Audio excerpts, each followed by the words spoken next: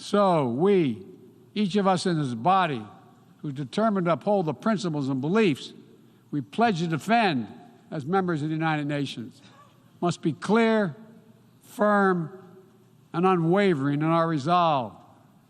Ukraine has the same rights that belong to every sovereign nation. We will stand in solidarity with Ukraine. We will stand in solidarity against Russia's aggression, period. A lot of standing in solidarity there. Here to break that down, former Chief of Staff to the National Security Council and former CIA guy, Fred Fleitz. I appreciate you being here, sir. I look at that speech. It doesn't exactly exude strength. Like, I don't think Putin was watching that being like, yeah, better not mess with America, right? I thought it was a very disappointing speech. Look, we know the President of the United States, he had to speak out on the war in Ukraine and things that Putin is saying, but this over-the-top series of condemnations, this diatribe against Putin, this was not helpful right now. This isn't going to convince Putin to do anything. This was Biden compensating for his weak foreign policy, his weak leadership. He wanted to act tough on the world stage.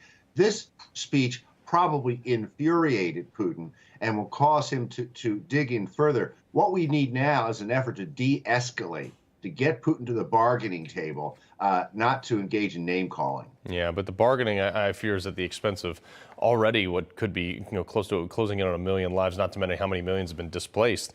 But the important thing here, sir, Secretary of State Anthony Blinken, I mean, he's really focusing on the important stuff. Listen to this. Putin's invasion is also distracting this council. In fact, the entire UN system from working on the serious issues that we all want to focus on, like preventing a climate catastrophe. Who wants to focus on climate catastrophe when there's a war raging? It's just mind-boggling, the insane things we hear people from this administration saying.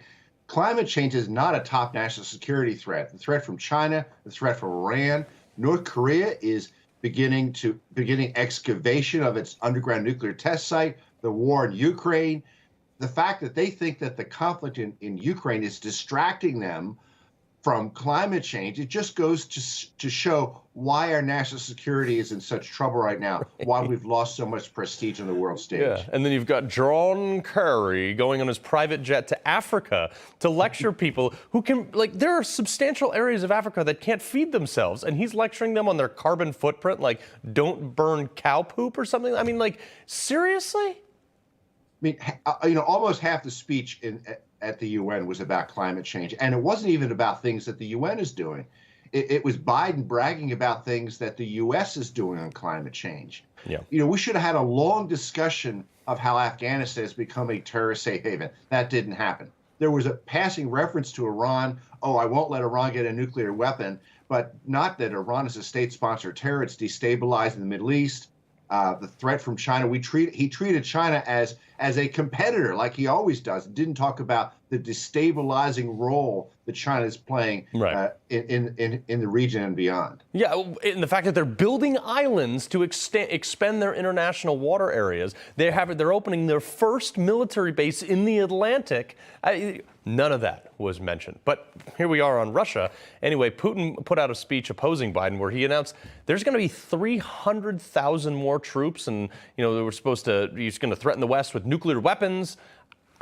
I'm sitting there thinking, climate change is not even in the top 10 for me. Look, Biden should be emphasizing de-escalating and a ceasefire. And nobody wants to talk about that because we don't want to see Ukraine make any concessions. But when a megalomaniac threatens to use nuclear weapons, we have to take that seriously. We cannot let that happen. We can't allow a situation to develop where this madman decides to go down that road. Yeah. If we could have an organic ceasefire, talk about a negotiated solution, that would be a good way to go. Sure. But pushing Putin further to the point where he would consider this, yeah. I'm worried that's where we're going. And all the sanctions have driven up oil prices in favor of him.